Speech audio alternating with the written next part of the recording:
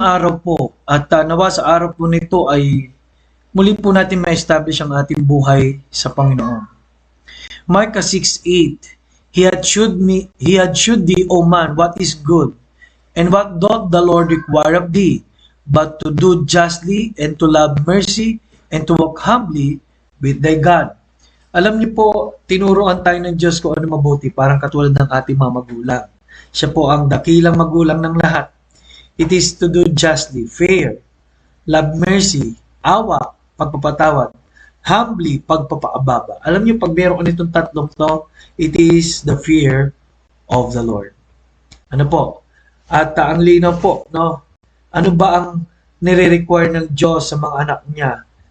Unang-una po is to be just in our dealing. Mag-fair sa lahat ng ating po mga transaksyon. A false balance is an abomination to the Lord. Book of Proverbs, ano po? Number 2, God requires us to be lovers of mercy dahil tayo ay kinaawaan din, minahal din, pinatawad din. Number 3 is God requires us to walk humbly before Him. Kasi pride goeth before destruction. In 1 Peter chapter 5 verse 5, ang sabi ron ay tayo po'y magpaababa, lalo na po sa mga nakakasakop sa atin. At sabi ron, God resisted the proud but giveth grace to the humble. Kaya pala, no, may grasya pala ang mababa.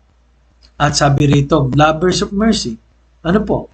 Kasi mayroong fruit of the Spirit. Ang sabi po ng Bible po, but thou shalt love the Lord thy God with all thy heart, with all thy soul, no? Sa Mark 12:30.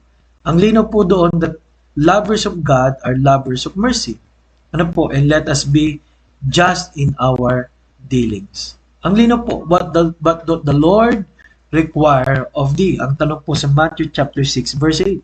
Nawa po sa araw po na ito, makita sa atin ang fear of the Lord.